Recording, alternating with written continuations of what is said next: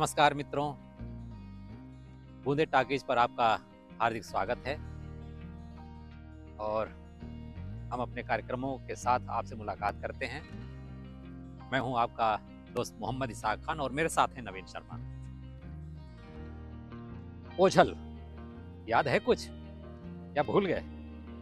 मेरे ख्याल से भूले नहीं होंगे। दरअसल ओझल में हम कुछ विलुप्त प्रायः संस्कारों, परंपराओं, शब्दों, प्रथाओं, इन सब की चर्चा करते हैं।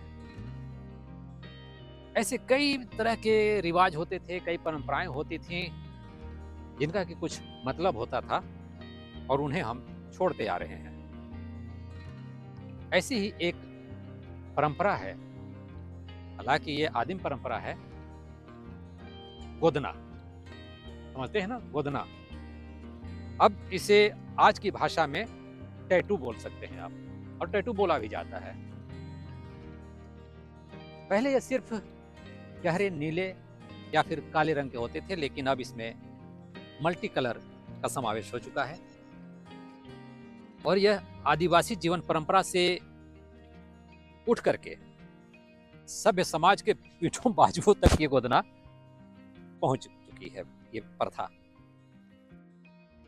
दरअसल गोदना एक आदिम परंपरा हम कह सकते हैं, और जो आदिवासी जीवन है उनके लिए यह एक महत्वपूर्ण रिवाज रहा है। गोदना गोदना का शाब्दिक अर्थ है चुभ होना या फिर उसे गोद देना।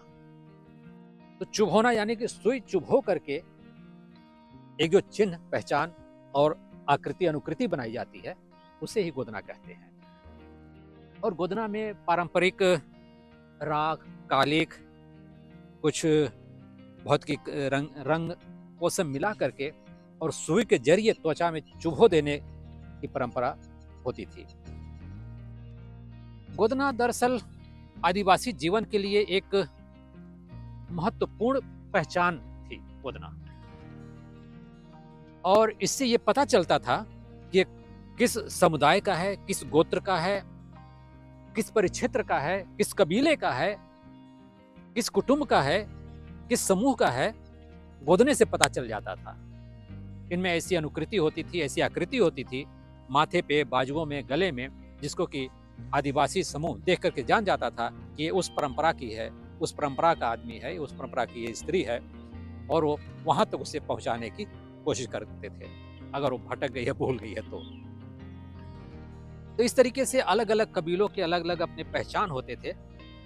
हालांकि उनके सबका रंग, स्वभाव, पहनावा एक सा होता था, लेकिन पहचान के तौर पर गोदने से ही उनमें ये पहचान हो पाती थी कि अमुक इंसान कहाँ का रहने वाला है, ये आदिवासी भाई कहाँ का रहने वाला है, ये बहन कहाँ की रहने वाली है, स्त्री।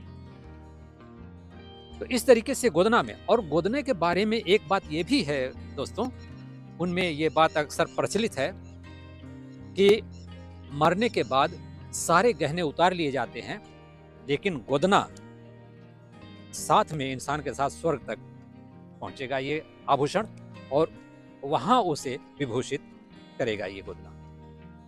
इस तरीके से ये बात होती थी, और इसके कई तरह के कई पहलुएं भी हैं। और हाथों में गोदने का मकसद ये भी रहता था कि अगर हाथ में गोदना नहीं है तो मरने के बाद उसे अगर पानी पीने की बात आई तो अंजलि से पानी गिर जाएगा, पानी वो पी नहीं पाएगी या पी नहीं पाएगा अगर हाथ में गोदना नहीं है तो। इतने ये महत्वपूर्ण चीज थी गोदना उन दिनों में। तो देखिए ना अब कैसे कैसे ये परंपराएं छूटती जा रही हैं। हालांकि समय बदलता है, परिस्थितियां बदलती हैं, परिवेश बदलता है, भावनाएं बदलती हैं, लेकिन कहीं न कहीं आज भी आदिम जीवन में अगर आप जाएंगे उनके करीब में, या वो आपके सामने से गुजरेंगे, तो आप भरसक उनके पास एक टकटकी निगाह लगा करके जरूर देख पाएंगे कि उनके हाथों में गोदना है, पाँवों में गोदना है, गले में गोदना है। इसकी एक वैज्ञानिक कारण ये भी था। एक्यूपंक्चर, आप समझते हैं ना, एक्यूपंक्चर और एक्यूप्रेशर, दो तरीके के सुई चुभ हो जाते हैं, दो गोदने होते हैं। आज के वैज्ञानिक युग की बात हम बता रहे हैं। तो उस गोदने में एक्यूप्रेशर भी था, एक्यूपंक्चर भी था। और इन दोनों का वैज्ञानिक महत्व है कि आज भी जिन नसों में रुकावट है, कोई बाध्य है, और सुई चुभो देने मात्र से उसमें एक सिहरन सी पैदा होती थी, और उस सिहरन पैदा होने से जो रक्त संचार है वो बढ़ जाता है, बढ़ निकलता है।